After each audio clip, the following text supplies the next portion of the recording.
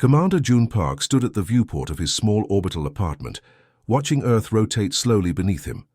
The blue-green planet seemed peaceful from this distance, a stark contrast to the message trembling in his hand. The holographic summons glowed with the official seal of the Galactic Council, a symbol most humans had only seen in historical archives. June read it for the 5th time, still struggling to believe its contents.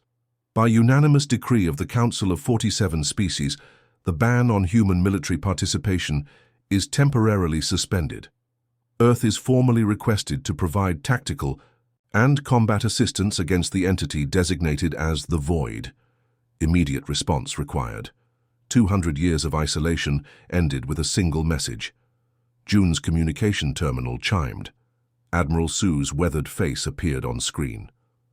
"Have you read it?" she asked without greeting. "Yes, Admiral. Is it genuine?" "Very. 3 council representatives arrived at Lunar Base an hour ago. They're waiting to speak with our leadership." The Admiral's expression remained neutral, but June could see tension in her eyes. "You're being recalled to active duty, Commander. Your experience with non-human species makes you our best liaison."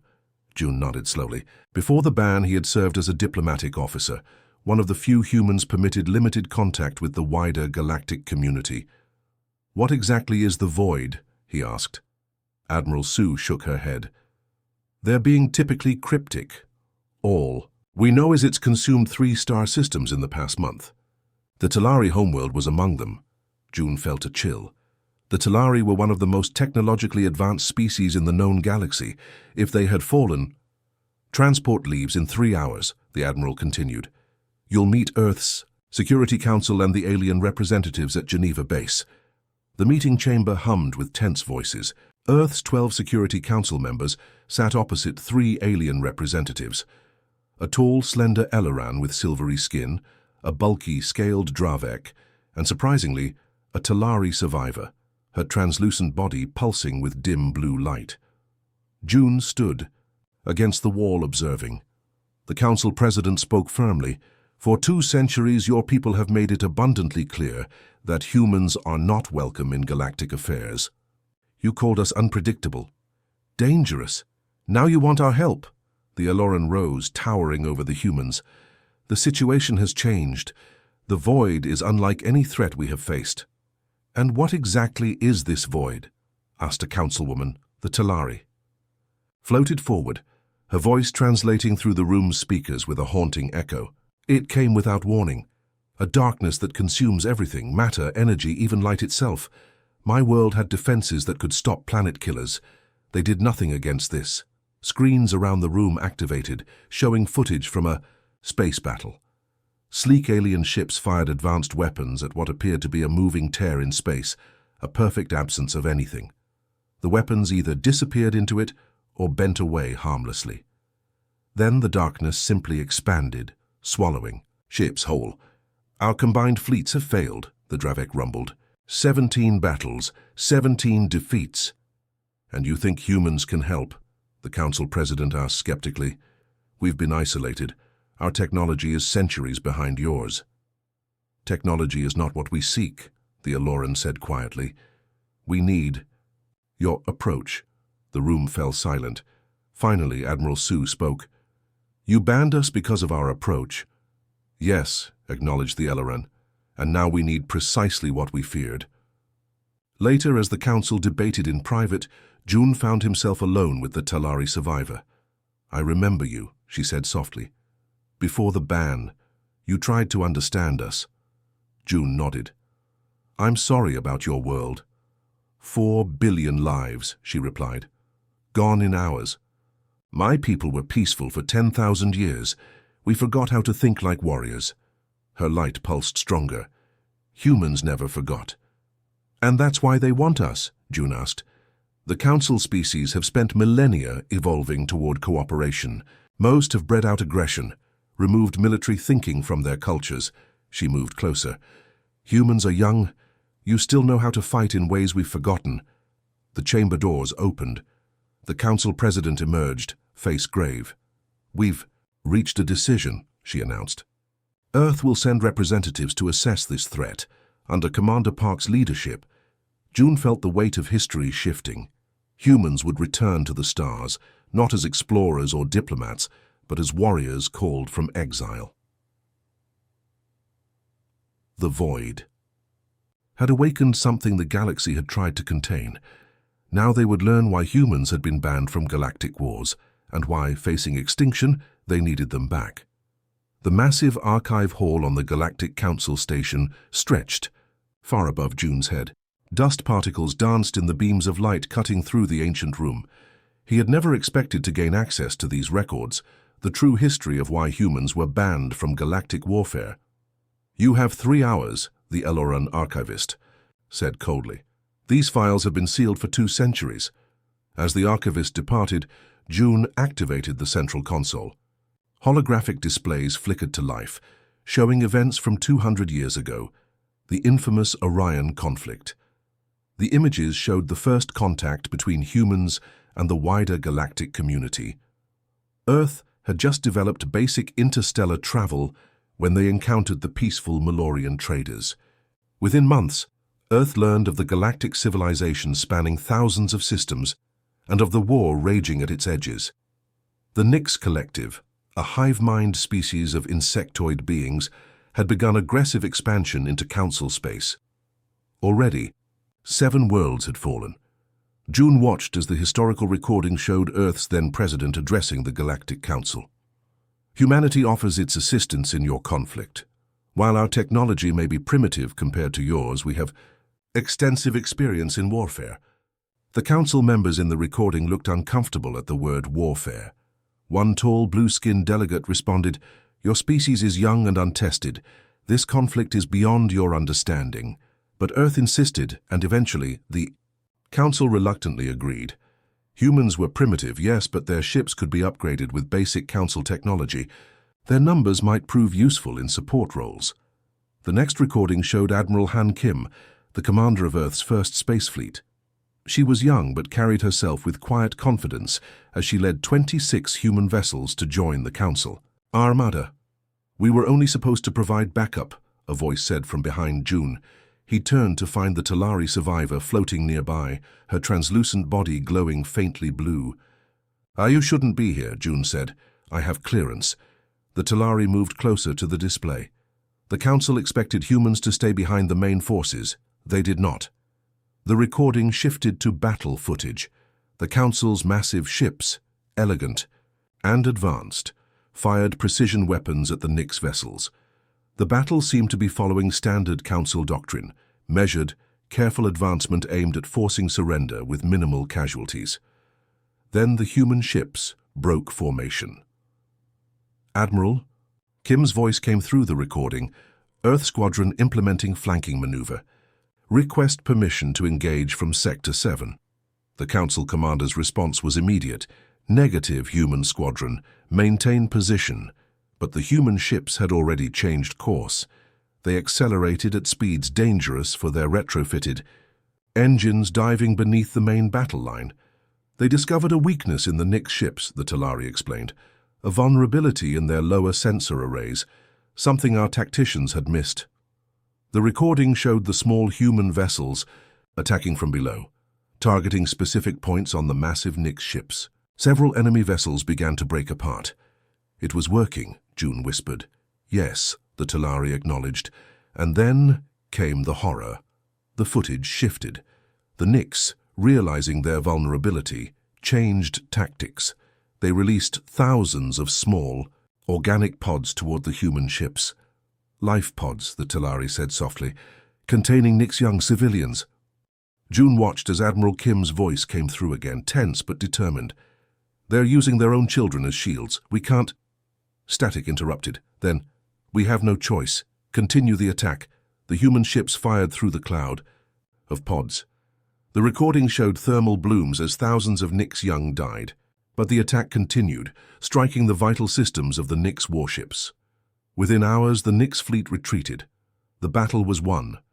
The next recording showed the council chamber in uproar. Species from across the galaxy condemned the human tactics. Admiral Kim stood alone defending her decisions. "They were using their children as weapons," she argued. "If we had stopped, we would have lost the battle and millions more would have died." The council leader rose. we would have found another way. There is always another way that does not involve such barbarity. Not always, Kim responded quietly. Sometimes survival requires terrible choices. The final recording showed the Council's unanimous vote. Humans were to be quarantined to their own solar system, banned from all galactic military operations. Earth protested, but the decision was final. As the recording ended, June turned to the Talari. "We won their battle." "Yes," she replied. "And now, facing the void, the Council realizes they need those who can make the terrible choices they cannot, the far." Debate in Earth's Grand Chamber had lasted for 3 days. Voices echoed off the marble walls as the 12 members of the Security Council argued back and forth. Some pounded tables, others spoke in quiet, worried tones. All felt the weight of the decision before them. "They abandoned us for 2 centuries, Defense Minister Yoon shouted. His face was red with anger. "Let them face this void alone, June." Park stood patiently at the speaker's podium. He had been making his case for hours, explaining the threat that the void posed not just to the galaxy, but eventually to Earth itself. "Minister Yoon," June said calmly, "I understand your anger. We all feel it, but this threat will reach us eventually. Better to fight it far from our homes than wait for it to arrive." The Council President, a silver-haired woman named Director Shin, raised her hand for silence. "Commander Park makes a valid point. However, there's another matter to consider. If we help now, what guarantee do we have that the ban won't simply be reinstated once the crisis passes?" The Aloran representative stepped forward. Tall and slender, with skin like polished silver, he towered over the humans in the room. "I am authorized to offer terms," the Aloran said. "In exchange for your military assistance, the Council will formally end the isolation of Earth. Trade routes will be established. Technology exchanges will begin. Your people will be welcomed into the galactic community." A murmur spread through the chamber. This was more than anyone had expected. "And if we refuse?" asked Minister Yoon. The Aloran's expression didn't change. "Then we will respect your decision. And when the void reaches your system, as it inevitably will, you will face it alone." The room fell silent. Director Shin called for a vote. 7 hands raised in favor of sending aid, 5 against. "Very well," she announced. "Earth will send a military contingent. 5,000 volunteers, no more. Commander Park will lead the mission." 2 weeks later, June stood in the massive hangar of the aging Earth Space Command headquarters on Lunar Base. 5,000 men and women in crisp blue uniforms stood in perfect formation before him. They had been drawn from every nation, chosen for their skills, their adaptability, and their courage. Most had never left Earth's orbit. Now they would travel farther than any humans had gone in 2 centuries. "You have all volunteered for a mission with no certainty of return," June addressed them. His voice carried clearly through the hangar. "The enemy we face is unlike anything in human experience. The allies we fight alongside have feared us for generations." He paused, looking across the sea of faces. "But remember this. We fight not just for the galaxy, but for Earth's future. Show them why humans are worth fearing and why we are worth knowing." A cheer erupted from the troops. The journey to the front lines took 3 days aboard the Council transport vessels. The humans marveled at the technology, artificial gravity that never wavered, engines that bent space itself, food synthesizers that could create any meal imaginable. All luxuries Earth scientists had only dreamed of developing. When they arrived, at Outpost Centauri, the forward base of operations against the void, June felt the stares of 1,000 alien eyes. Species of every imaginable form watched as the human contingent disembarked.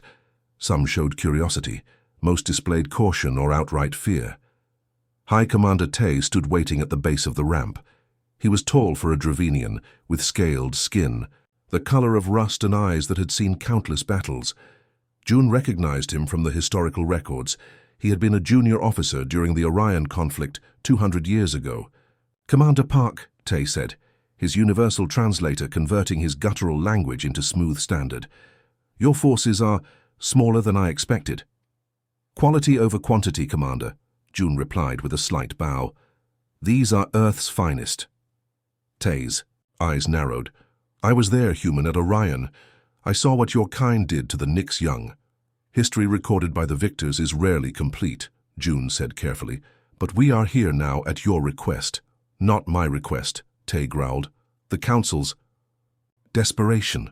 He turned, gesturing for June to follow. "Your troops will be quartered in Section 7. Keep them away from the Malorians. They're still sensitive about what happened on their colony world." As they walked through the massive space station, June saw the challenge before him. Not just the void, but centuries of fear and mistrust. "The void has consumed another system," Tay said abruptly. "The Rigel colony. 2 billion lives. Your forces deploy tomorrow." He stopped, turning to face June directly. "I will be watching you, human. One step out of line, and ban or no ban, I will personally ensure your species returns to isolation." June met his gaze steadily. "With respect, Commander, when you see us fight, you might understand why you needed us after all. Lieutenant Minji." Lee stood on the observation deck of the human carrier ship Horizon, watching the galactic fleet prepare for battle. Massive alien vessels moved into precise formations, their sleek designs unlike the bulky human ships. Each alien vessel could probably destroy the entire human fleet without breaking a sweat. Yet these advanced ships were retreating across the galaxy from something humans had yet to see. Impressive, isn't it? Commander June Park stepped beside her. "The Malorian dreadnought alone has the firepower to glass a small moon." Minji nodded. "And yet they're losing. Sir, what exactly are we facing?" June's face grew serious. "Briefing in 10 minutes. You'll see the footage then." The briefing room was packed with human squad leaders. The lights dimmed as June activated a holographic display. "This is the void," he said simply. The recording showed what looked like a tear in space itself, a perfect absence of everything. Not black, but truly empty, as if reality had been cut away with surgical precision. Around its edges, space itself seemed to bend inward. 3 days ago it appeared at the edge of the Vega system, June continued. It consumed the outer planets within hours. The Council fleet arrived and attempted to contain it. The recording showed massive energy weapons firing into the void. The beams either disappeared without effect or bent away harmlessly. Nothing works against it. Energy weapons, physical projectiles, even nuclear detonations. It just absorbs everything. Minji studied the footage carefully. Something about the movement pattern seemed almost rhythmic. "We deploy in 6 hours, June concluded. "Our job is to provide support while the Council's scientists try to find a weakness. Stay in formation, follow orders, and maybe we all get to go home." The battle began exactly as planned. Human ships took flanking positions while the main Council fleet engaged. The void hung in space before them, a perfect nothingness against the star-filled backdrop. From her position on the scout ship Pathfinder, Minji watched the Council's flagship, a massive Dravenian warship, approach the void. It fired a concentrated antimatter beam, the most powerful weapon in the galactic arsenal. The beam struck the void and simply vanished. Then the void pulsed. It happened so fast that Minji almost missed it. The void expanded suddenly, engulfing the flagship and 2 nearby cruisers. Then it contracted back to its original size, 3 ships gone instantly. Panic erupted across the communication channels. The formation broke as ships scrambled to retreat. "All forces, fall back." High Commander Tay's voice boomed through the comms. "Emergency retreat protocols." Minji watched as the void pulsed again, claiming another ship. But this time she was ready, recording data on her scanner. "Lieutenant Lee, we have orders to retreat," her pilot said urgently. "Hold position," Minji replied, eyes fixed on her scanner. "I need 30 more seconds." "That's a direct order from High Command, and I'm giving you a direct order to hold." Minji snapped. 20 seconds! The void pulsed again and again. Minji's fingers flew across her console, mapping the pattern, measuring the energy fluctuations at its edges. "There's a rhythm to it," she muttered. "It's not random." "Lieutenant, please," the pilot begged as the void inched closer to their position. 10 more seconds. Minji's eyes never left her scanner. 9, 8. The void suddenly expanded. Faster than before, surging toward their small ship. "Move!" Minji shouted. The pilot slammed the engines to full power. The ship jolted forward just as the void expanded where they had been moments before. That was too close, the pilot gasped. No, Minji said quietly. That was exactly what I needed. Back on the carrier, chaos reigned as the scattered fleet regrouped. 7 council ships lost, over 5,000 lives gone in minutes. Minji pushed through the crowded command center to where Commander June stood with High Commander Tae. Lieutenant Lee, June said sharply, you disobeyed a direct order to retreat. Sir, I needed to gather data, Minji replied, holding out her data pad. The void has a pattern. Tae's scaled face showed clear anger. Human, your insubordination cost us the Pathfinder's sister ship. Your recklessness may have saved the galaxy, Minji interrupted, earning a shocked look from both commanders. The void isn't just expanding randomly. It follows a mathematical sequence. She displayed her findings on the main screen, a complex pattern of pulses and contractions. See these energy readings at the edges? Before it expands, there's a build-up. We can predict when and where it will strike next. She looked directly at Tae. We can't hurt it, but we can avoid it. And if we can predict its movements, we might find a way to contain it, June finished. Tae studied the data, his anger slowly shifting to grudging interest. This doesn't excuse your disobedience, human. No, sir, Minji agreed. But it might give us a fighting chance. Later, as the fleet prepared a new strategy based on Minji's data, June found her alone in the observation deck. Half the Pathfinder squadron is gone, he said quietly. Your decision to stay cost lives. Minji nodded, her eyes fixed on the stars. I know, but without that data, we'd all die eventually. That, June said, is exactly why the galaxy fears us. The command center of Outpost Centauri hummed with tense voices as representatives from 17 species gathered around the holographic display. At its center floated a perfect model of the void, a tear in reality that had consumed 11 star systems in the past month. Commander June Park stood before the assembled leaders, his face grim but determined. Beside him, Lieutenant Minji Lee operated the display controls, highlighting a string of systems in the void's projected path. The void will reach the Altair system within 3 days, June explained. 4 billion people live there. Evacuation is impossible in that time frame. High Commander Tae growled softly. We've lost every direct engagement. Our weapons are useless. Because we're fighting it wrong, June replied. He nodded to Minji, who changed the display to show a new battle formation. Lieutenant Lee's data shows the void follows predictable expansion patterns. We can use that. The alien representatives leaned forward, studying the new strategy. It showed human ships positioned dangerously close to the void, while the main fleet waited at specific coordinates. You want to use your ships as bait?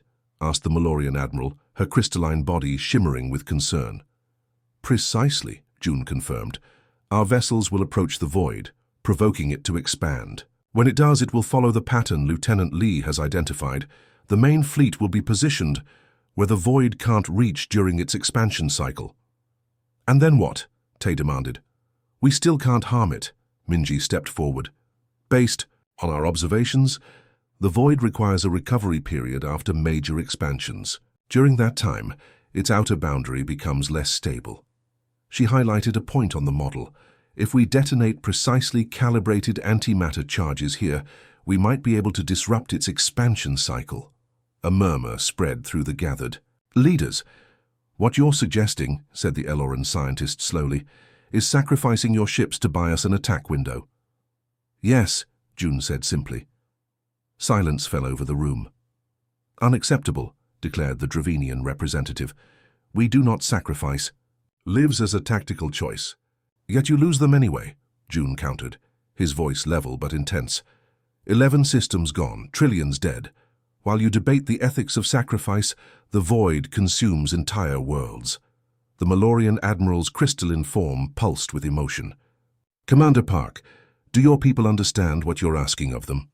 The ships in those positions will almost certainly be lost. We understand perfectly, June replied, and we volunteer. This is why you brought humans into this war, isn't it? Because we're willing to make choices you can't? 3 hours later, June addressed the human contingent in the ship hangar. 5,000 men and women stood at attention, their faces serious but determined. I won't lie to you, June said, his voice carrying across the vast space. This mission carries extreme risk. The 30 ships in Bait Squadron have a survival probability of less than 20%. Not a single face showed fear. Despite this, I need volunteers for Bait Squadron. If anyone wishes to withdraw. Before he could finish, a forest of hands rose into the air. Every single human volunteered. June felt a mixture of pride and sadness. This willingness to face death, this was what the galaxy feared about humanity. Lieutenant Minji approached after the briefing. "Sir, I request command." "Of the lead bait ship." "Denied," June replied immediately. "Your data analysis skills are too valuable." "With respect, Commander, I understand the Void's patterns better than anyone. I should be there." Their conversation was interrupted by the arrival of an Eloran officer. She looked uncomfortable, her silvery skin rippling with what June had learned to recognize as distress.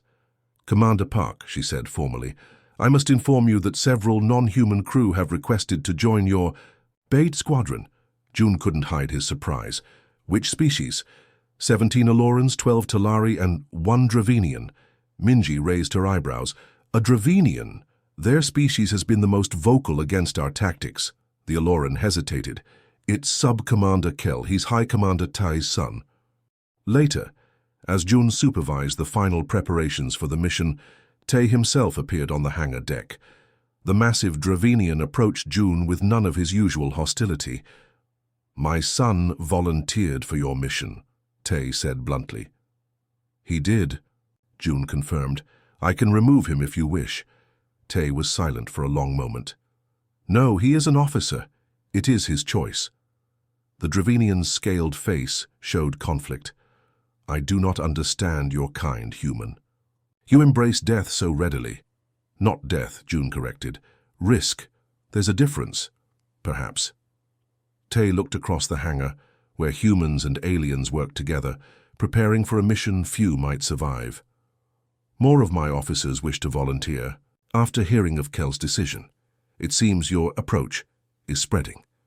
June nodded slowly. "That's what you really feared, isn't it? Not just what humans might do, but how we might change you." "Yes," Tai admitted. "And now we have no choice but to change." Researcher Hyun Kim had not slept in 3 days. His eyes burned from staring at ancient texts and holographic displays in the deepest level of the Council archives. The air was stale and dusty, filled with the smell of old data crystals and preservation fields.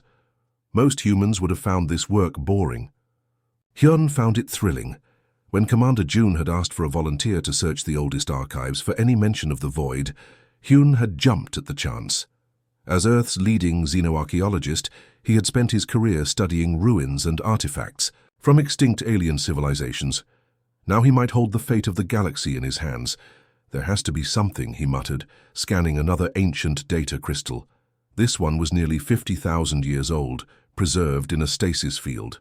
The language was unlike any modern galactic tongue, but Hyun had developed translation algorithms for it months ago. The crystal contained records from something called the First Coalition, apparently a galactic government that predated the current council by tens of thousands of years. Hyun's eyes widened as a particular passage caught his attention. "Computer, translate section 7G again with emphasis on contextual meaning," he ordered. The computer hummed softly as it processed the request. Then words appeared on his screen. "The dark hunger has consumed the Xenic system. Our weapons are useless against it. The elders refused the Krathi solution, claiming such methods violate our most sacred principles. Without decisive action, our civilization faces extinction." Hyun sat up straight. "Dark hunger? Computer, search all records. From this era for dark hunger and Krathi solution." Within minutes, dozens of references filled his screen. Hyun worked feverishly, piecing together fragments of a history long forgotten. 6 hours later, he burst into the command center, where June and High Commander Tai were reviewing battle plans. Both leaders looked up in surprise at the disheveled researcher. "Commander, I found it," Hyun gasped, out of breath from running. "The Void has been here before." The room fell silent as Hyun connected his datapad to the main display. Ancient texts and images filled the screen. Approximately 47,000 years ago, an entity called the Dark Hunger appeared in this galaxy, Hyun explained. Its description matches the void exactly. It consumed nearly half the galaxy before disappearing. Tae stepped closer to the display. What stopped it? Nothing, Hyun said grimly. At least not the civilization that recorded these events. They were called the Lithani, and they were the dominant species of their time. They built the first coalition, a government spanning thousands of systems. Yon brought up an image of an elegant, six-limbed being with iridescent skin. The Lithani were highly advanced, both technologically and ethically. They had eliminated warfare thousands of years earlier. Their society was based on absolute principles of non-violence and preservation of life. And when faced with the void? June asked quietly. They refused to adopt tactics that violated their principles. Hyun pulled up another text passage.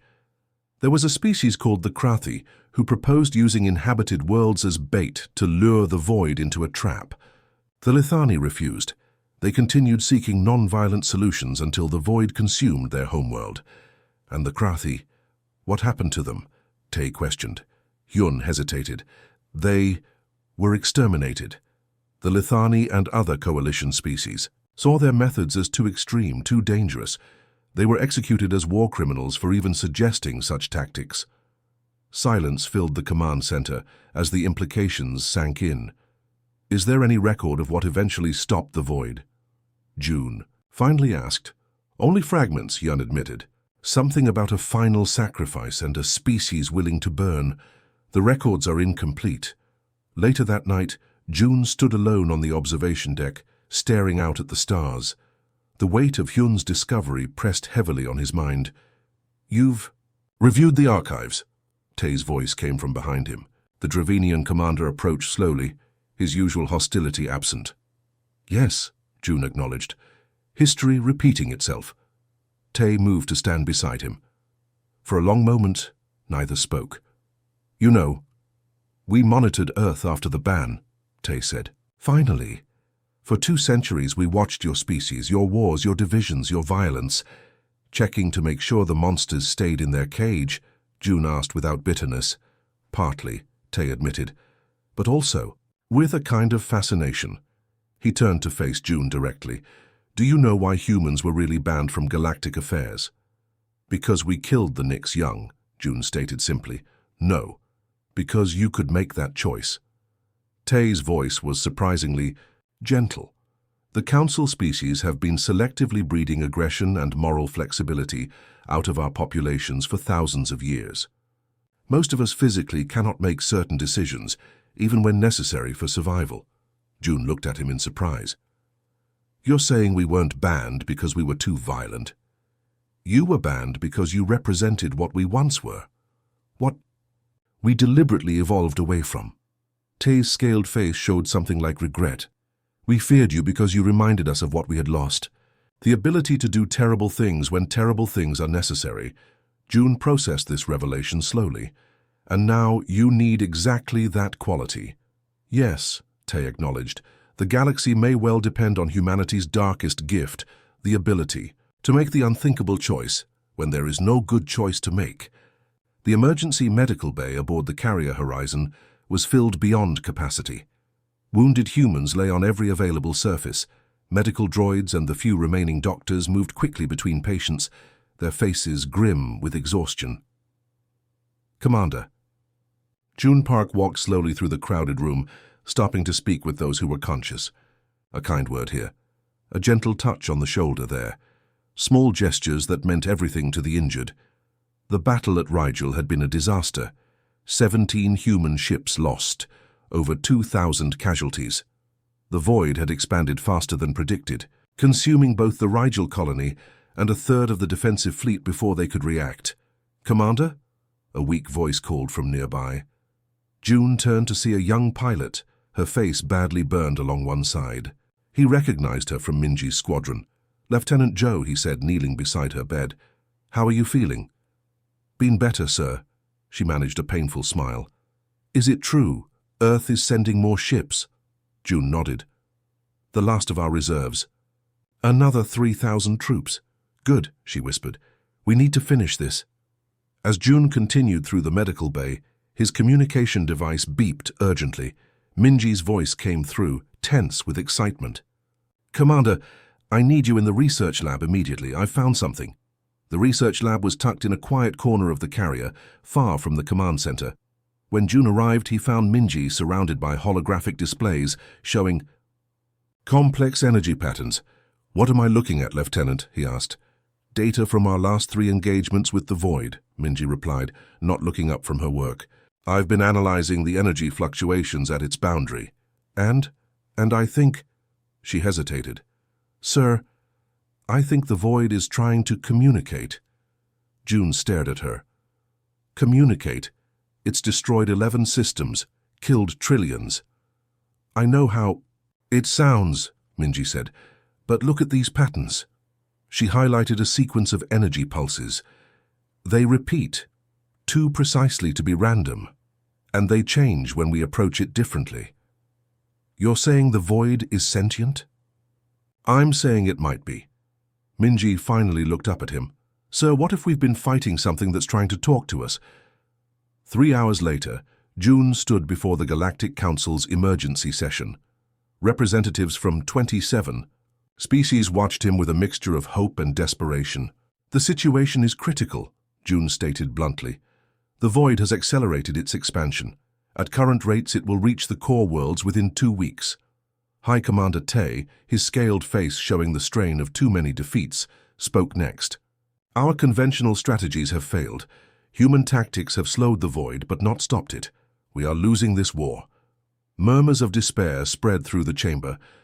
There may be another approach, June continued. Lieutenant Lee has discovered evidence suggesting the Void might be sentient, possibly attempting communication. Communication? The Eloran representative's silver skin rippled with disbelief. It has destroyed entire worlds. Perhaps because we attacked it first, Minji suggested, stepping forward beside June. Our records show the first encounter with the Void was a Dravenian mining operation. They detected an anomaly and fired probes into it. So we provoked it? Asked a Talari counselor. Possibly, Minji acknowledged. But what matters now is that these energy patterns indicate something more complex than mindless destruction. What do you propose? Tay asked. June took a deep breath. A small team, direct insertion into the Void itself. The chamber erupted in shouts of protest. Impossible! Suicide! Madness! Tay raised his hand for silence. Explain, Commander. If the Void is trying to communicate, we need to get close enough to establish contact, June explained. Her specially modified ship might survive long enough to transmit signals directly. And if you're wrong, Tay challenged, if it simply destroys your ship, then we're no worse off than we are now, June replied evenly. The council debated for hours. Arguments became heated. 2 representatives nearly came to blows. Through it all, June stood calmly, waiting. Finally, the Eloran Prime Minister, the senior-most council member, called for order. We face extinction, she said simply. Conventional strategies have failed. The human approach, while costly, has been the only one to show any results. She looked directly at June. I propose that we grant Commander Park full tactical authority. Overall forces engaged against the Void.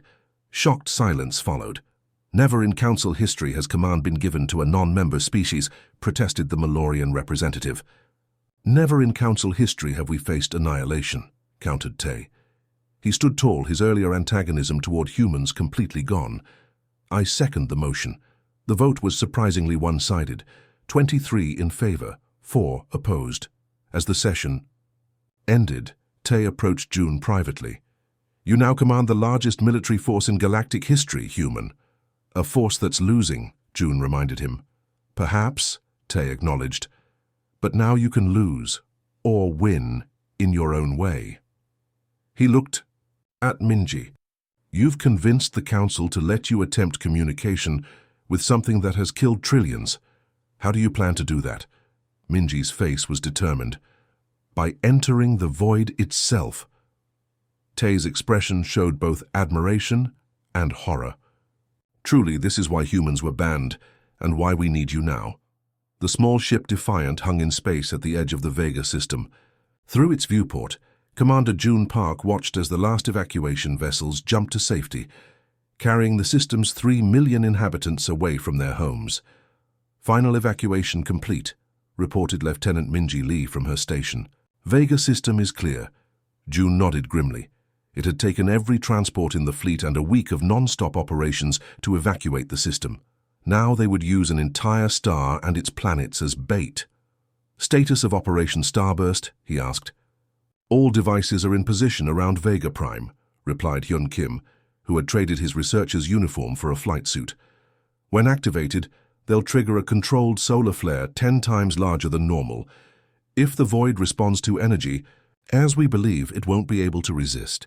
June looked around at his small crew. 6 humans, including himself, Minji, and Hyun. 4 aliens who had volunteered, despite knowing the mission's slim chances of success. A Talari navigator whose body glowed with nervous energy. An Eloran engineer who had helped design their specially shielded ship. A Malorian communications specialist whose crystalline form refracted light across the cabin. And Sub-Commander Kell, the young Dravenian son of High Commander Tay. They had all volunteered to enter the void, probably to die. "Remember," June addressed them, "our primary mission is communication. If the void is sentient, we need to establish contact. If not, well, the main fleet is standing by with Plan B." Plan B was a desperate attempt to collapse the void using synchronized antimatter detonations. It would likely fail, but it was all they had if communication proved impossible. "Energy surge detected," reported the Talari navigator suddenly. "The void has changed course. It's heading toward Vega Prime." "Right on schedule," June said. "Activate the solar flare devices." Hyun sent the command.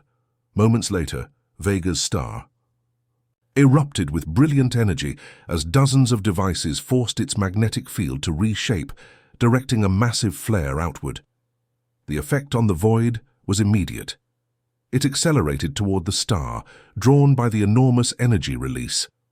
"It worked," Minji whispered. "It's following the pattern exactly as predicted." "All crew to positions," June ordered. "Final checks on void shields." The Defiant's special shielding had been designed based on Minji's observations of the void's energy patterns. In theory, it might allow them to survive briefly within the void itself, in theory. As the void approached Vega Prime, it expanded rapidly, engulfing the star in its nothingness. The ship's sensors registered the star's disappearance, all that energy simply gone. "Approach vector locked in," reported Kell, his scaled hands steady on the controls, despite the fear evident in his eyes. "Take us in," June commanded. The Defiant accelerated toward the boundary of the void. The perfect blackness filled their viewport, growing until it was all they could see. "Boundary in 5 seconds," Minji counted down. 4, 3, 2, 1. The ship shuddered as it passed. Through the boundary, warning alarms blared as systems struggled to compensate for the impossible physics within. "Shield holding at 82%, reported the Eloran engineer. "Power fluctuations throughout the ship." "What do we see?" June asked, staring at the viewports which showed nothing. Perfect emptiness. "Sensors are barely functioning," Minji replied. "But they're detecting something. Energy patterns unlike anything we've recorded." Suddenly, the ship lurched sideways, as if grabbed by an invisible force. "We're being pulled deeper," Kell reported, fighting the controls. The shields dropped to 60%, then 45%. Systems began failing throughout the ship. "Beginning transmission sequence," the Malorian announced, her crystalline form glowing brightly. As she channeled energy through the communications array, the ship had been equipped with transmitters capable of sending signals across multiple frequencies and formats, everything from simple mathematical sequences to complex emotional patterns. "No response," she reported after several minutes. "Wait. Energy. Surge." The emptiness around them changed, not in any way their eyes could detect, but the sensors registered a shift in the nothingness. Then, without warning, every screen on the bridge filled with images. Stars exploding, worlds burning, entire galaxies being consumed by something vast and shapeless. "What is this?" gasped Hyun. "It's responding," Minji realized. "These aren't random images. It's showing us memories. More images flashed, a vast, luminous entity fleeing across intergalactic space. Behind it, something darker than the void, something that seemed to devour reality itself. The images conveyed terror, desperation, pain. "It's not an attack," June said slowly, understanding dawning. "The void is a being. It's running from something, and consuming energy to maintain its escape," Minji added, her face pale with realization. "Each star, each planet, its fuel." The ship shuddered again as more systems failed.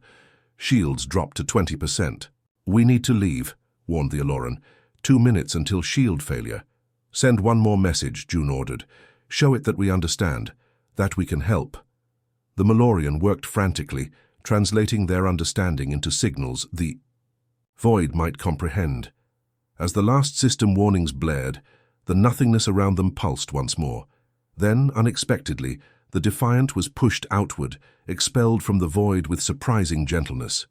As they emerged back into normal space, the crew stared in amazement. The void had stopped its expansion. It hovered at the edge of the Vega system, pulsing slowly with new patterns. "It understood," Minji whispered. "And it's responding." Kel looked at the humans with newfound respect. "You didn't try to destroy it. You tried to understand it, even when facing extinction." "That," June replied quietly, "is the other side of humanity that the galaxy never saw." The great chamber of the Galactic Council glowed with soft light as representatives from all 47 member species gathered for this historic session. The curved walls, designed to enhance acoustics, carried even the softest whispers to every corner. Today, those whispers were about humans. Commander June Park stood at the center of the chamber, wearing his formal Earth uniform with its simple blue and silver design. Beside him stood Lieutenant Minji Lee, researcher Hyun Kim, and the other survivors of the mission into the void. Their faces showed the exhaustion of the past 3 weeks of intense negotiations, but also quiet pride. The void itself now orbited a distant, uninhabited star system. It had ceased consuming inhabited worlds after the Defiance mission had established communication. Through a combination of mathematical patterns, energy signals, and eventually a crude form of direct thought exchange developed by Minji and the Malorian specialists, they had reached an understanding with the entity. The Aloran Prime Minister rose from her seat at the head of the council. Her silver skin caught the light as she addressed the chamber. "For 2 centuries, humans have been banned from participation in galactic affairs," she began. "Today, we acknowledge that this decision, while understandable at the time, deprived the galaxy of a valuable perspective." Murmurs spread through the chamber. Not all were pleased with this development, but none could deny the results. "The entity we called the Void has agreed to cease consuming inhabited systems," the Prime Minister continued. "In exchange, we will provide it with the energy it needs from uninhabited stars. We will also join it in preparing for the greater threat it fleeing from, a threat that may reach our galaxy within a millennium." She turned to June. "Commander Park, as the representative of Earth, you have the floor." June stepped forward. He had prepared a speech, but as he looked around at the assembled representatives of galactic civilization, he decided to speak from the heart instead. "When humans were banned from galactic wars, you saw only one side of us," he began. "You saw our capacity for violence, our willingness to make terrible choices. What you missed was why we make those choices." He gestured to his team. "Humans aren't perfect. We're contradictory. We fight wars while writing poetry about peace. We build weapons while dreaming of a world without them. We can choose violence when necessary, but we always hope for better options." June paused, making eye contact with High Commander Tay, whose expression had softened considerably since their first meeting. "The Void wasn't evil," June continued. "It was afraid, running from something worse, consuming worlds because it needed energy to keep. Fleeing. We could have kept fighting it until one side was destroyed. Instead, we found a third option." He looked around the chamber again. "That's what humanity offers the galaxy, not just the ability to make hard choices, but the drive to find better ones. We are not just warriors. We are explorers, dreamers, builders. We haven't evolved beyond aggression like many of you, but we haven't surrendered to it either. We exist in the balance between. The chamber was silent now, all eyes fixed on the human commander. The real threat still comes, June said more quietly. The thing that hunts the void may reach our galaxy eventually. When it does, we'll need every quality from every species, your wisdom and patience, our adaptability and determination. All of us together. After June finished speaking, the Council voted. The ban on human participation in galactic affairs was officially ended. Earth would be offered full membership in the Galactic Council, with all the rights and responsibilities that entailed. Later, as the formal ceremony concluded, June found himself on a quiet observation deck overlooking the massive space station. Earth was visible as a small blue dot in the distance, soon to be connected to the galaxy by regular trade routes and cultural exchanges. An impressive speech, said High Commander Tay, joining him at the viewport. Very human. June smiled slightly. Thank you, I think. It was a compliment, Tay assured him. My son has requested assignment to Earth. He wishes to study human military history. He'd be welcome, June replied. And what about you, Commander? Still concerned about the danger? Humans pose. Tay was quiet for a moment. I've commanded Dravenian forces for over 2 centuries, Park. In all that time, I've never seen a species willing to enter the void itself on the mere chance, that communication might be possible. He turned to face June directly. You were right. We banned you because we saw only your capacity for violence. We failed to see your equal capacity for empathy. Minji joined them, carrying datapads with the latest communications from the void. The translation team has made progress, she reported. The entity is sharing information about the threat it calls the Devourer. It's concerning. Then we have work to do, June said, looking out at the stars. Not as humans alone, but as part of something larger. Yes, agreed Tay. The Galactic Defense Initiative needs advisors who understand both conflict and compassion. Who better than those who were banned from war until the galaxy understood what that really meant?